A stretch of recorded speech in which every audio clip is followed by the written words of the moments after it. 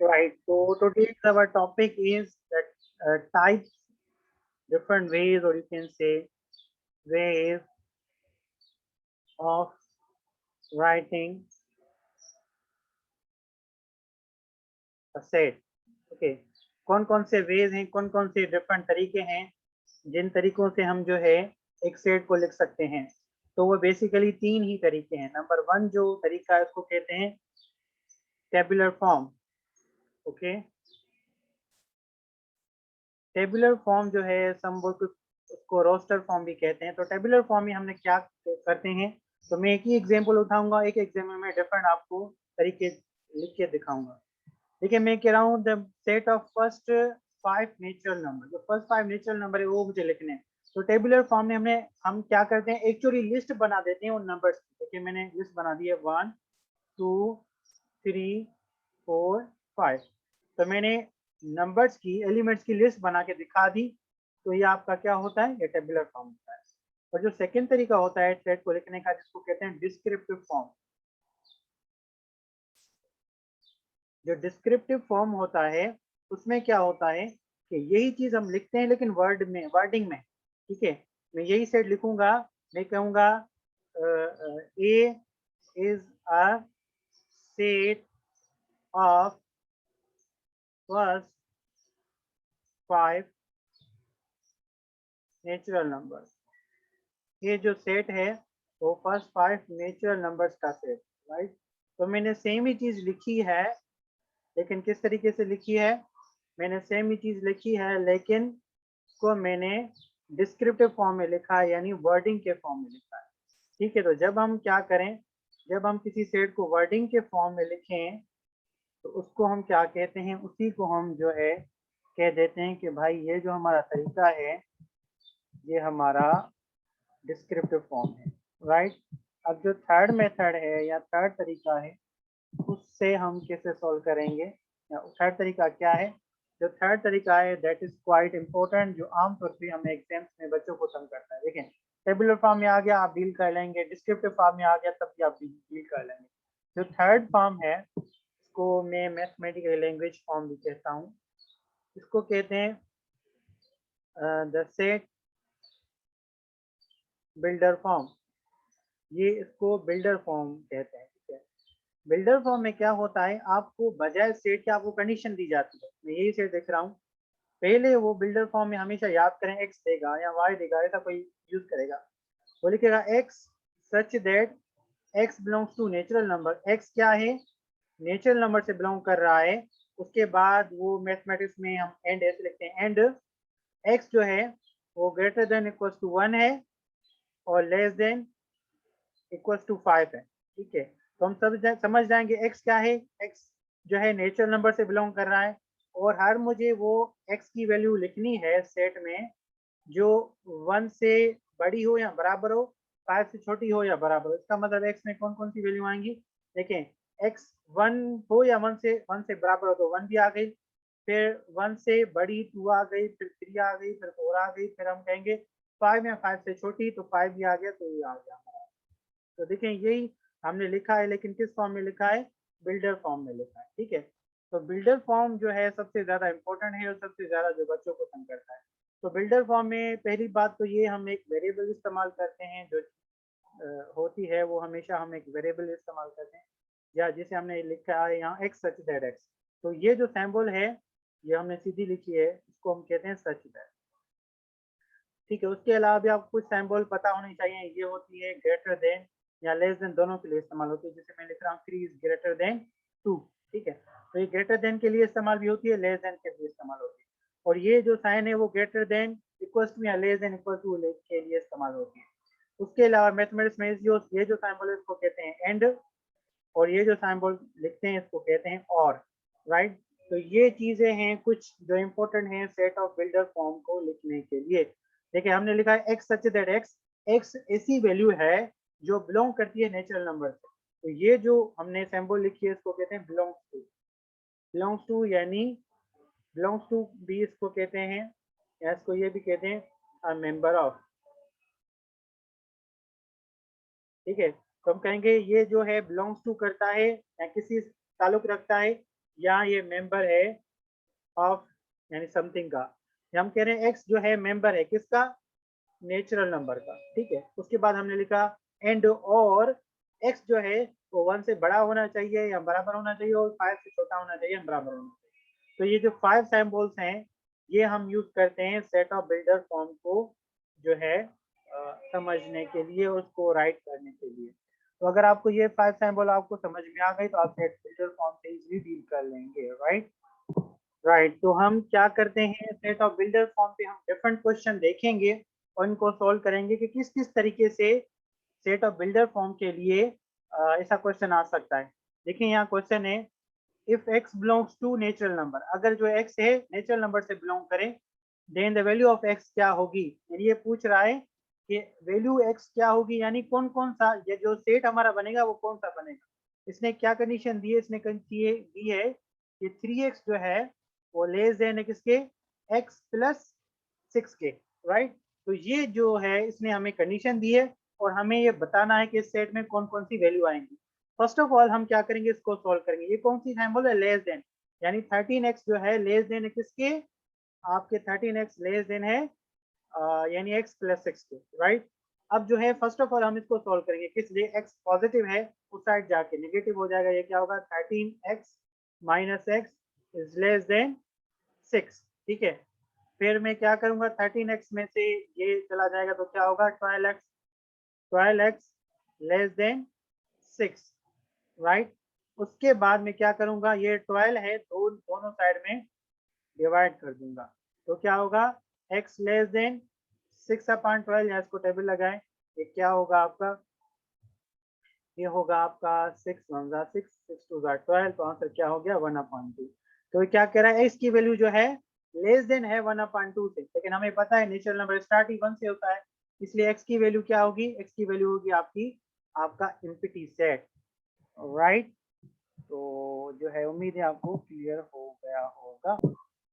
जी यहाँ एक मिस्टेक हो गई है तो उसको करेक्ट कर लेते हैं। मैंने यहाँ सोचा कि यहाँ 13 लिखा हुआ है लेकिन एक्चुअली यहाँ 3 है। तो अगर 13 होता उस टाइम पे हमारी क्या वैल्यू होगी, हम उस टाइम पे कहते कि भाई उस टाइम पे हमारे एम्प्टी सेट है। तो क्योंकि 13 नहीं है 3 है तो हम इसको यहाँ से मिटा के सॉल्व करते हैं, राइट।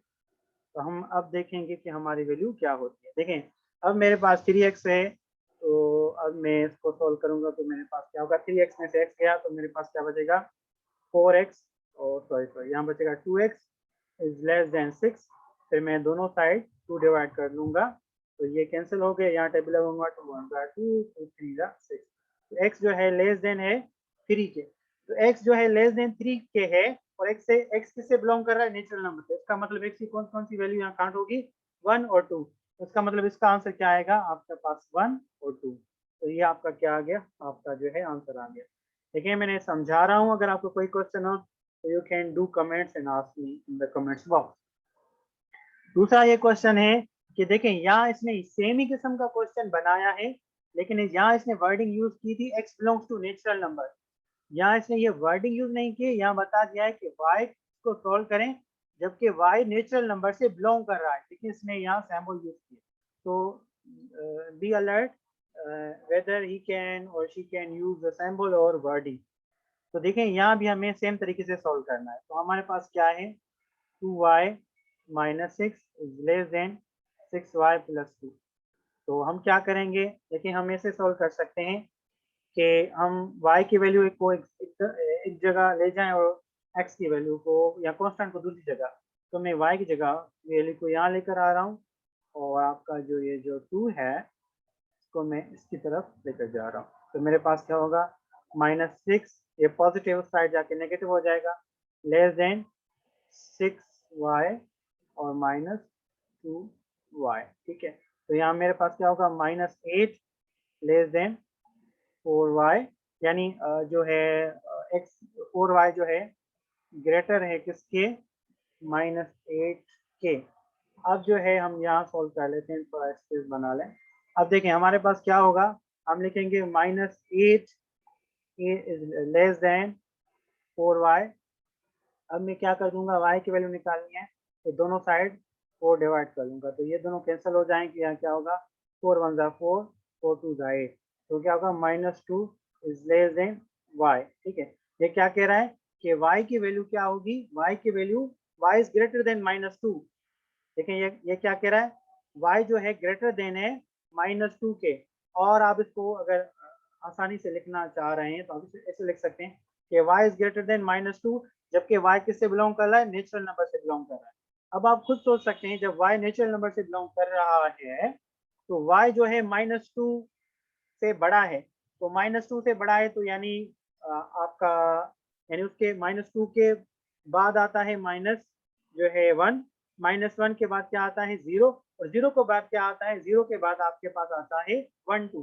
तो इसका मतलब क्योंकि नेचुरल नंबर हमारे पास स्टार्ट ही 1 2 से होते हैं, इसलिए इसका आंसर कहाँ से आएगा, यानी y की वैल्यू क्या क्या होगी, y की वैल्यू होगी 1 2 3 4 5 एंड सो ऑन। इसका मतलब y के जो सेट बनेगा वो पूरा का पूरा आपका नेचुरल नंबर्स ही बन जाएगा, राइट।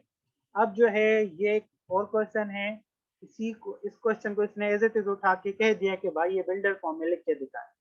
तो देखिए मैंने आपको बताया कि हम किस लिखता है कि right the given set 2x, ये कह रहा है 2x such that x belongs to integer, x जो है इंटीजर से बिलोंग करना चाहिए, और जो x की जो वैल्यू है x -3 is greater than equals to 2। तो हम फर्स्ट ऑफ ऑल ये लिख लेते हैं x -3 is greater than equals to 2। तो यहाँ नेगेटिव है, वहां जाके पॉजिटिव हो जाएगा, ये क्या होगा, x is greater than equals to 2 + 3। उसका मतलब x की जो वैल्यू होगी ग्रेटर देन इक्वल्स टू क्या होगी 5। ठीक है, तो x greater than equals to क्या है 5 है। तो देखें x greater than equals to 5 है, तो x की यानी कौन कौन सी वैल्यू होगी, 6 7 8 9 10 11, ये सारी जो है x की वैल्यू होगी। लेकिन ये क्या कह रहा है, x की वैल्यू है 2x जैसी होनी चाहिए। तो देखें अगर मैं x की जगह पे 1 रखूँ और 2 मल्टीप्लाई करूँ तो 2 हो जाएगा, x की जगह पे 2 रखूँ और 2 मल्टीप्लाई करूँ तो क्या हो जाएगा, मेरे पास हो जाएगा जो है यानी 4। और फिर x की जगह पे मैं 3 रखूँ और 2 मल्टीप्लाई करूँ तो मेरे पास क्या हो जाएगा 6। इसका मतलब यहाँ जो है 2x क्या रिप्रेजेंट कर रहा है, 2x इवन नंबर बता रहा है। ठीक है, इवन नंबर।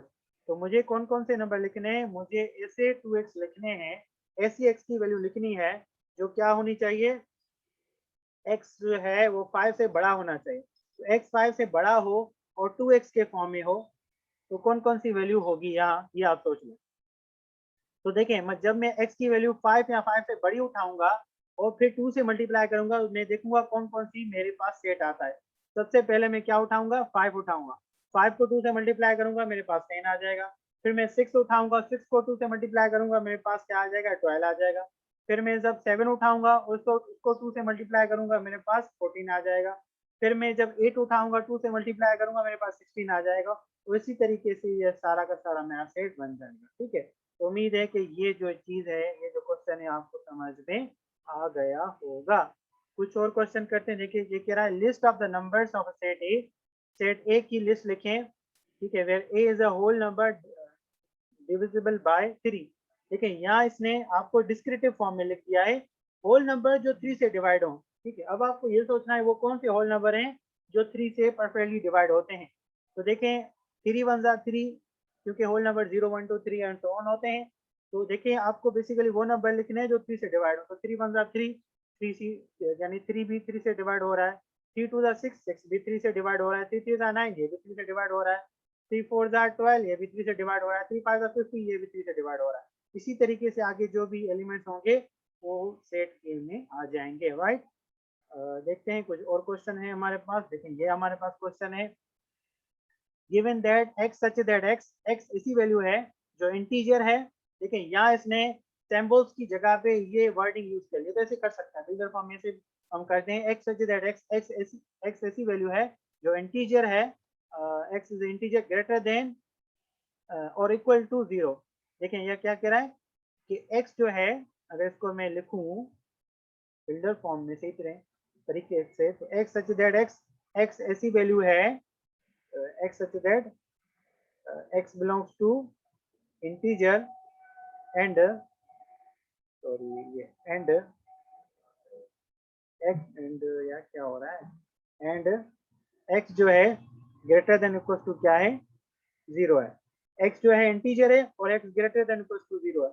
तो वो कौन-कौन से इंटीजर हैं, वो ग्रेटर देन इक्वल टू 0 हैं, ठीक है? तो देखें इंटीजर नेगेटिव भी होते हैं, 0 भी होता है, पॉजिटिव भी होता है, तो ग्रेटर देन इक्वल टू 0 ने इंटीजर उसका मतलब यहाँ 0 आएगा, फिर 1 आएगा, फिर 2 आएगा, फिर 3 आएगा, फिर 4 आएगा, फिर 5 आएगा, फिर 6 आएगा एंड सो ऑन, ये सारे के सारे आपके नंबर्स ए में आ जाएंगे।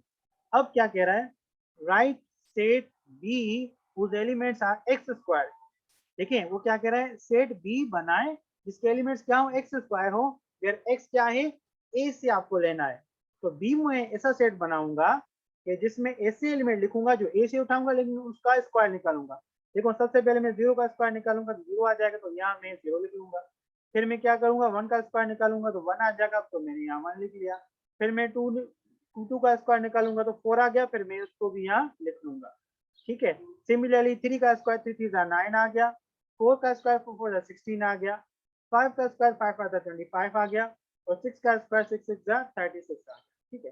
तो यहाँ देखिए हमने बहुत सारे क्वेश्चन किए जिसमें आपका जो सेट ऑफ बिल्डर फॉर्म है और सेट ऑफ जो है डिस्क्रिप्टिव फॉर्म है, तो इसके हमने कुछ क्वेश्चंस किए हैं आज। तो उम्मीद है कि आपको सारे समझ में आ गए होंगे, लेकिन फिर भी अगर कोई क्वेश्चन रहता है तो do comments in the comments box, I will try to give your answer with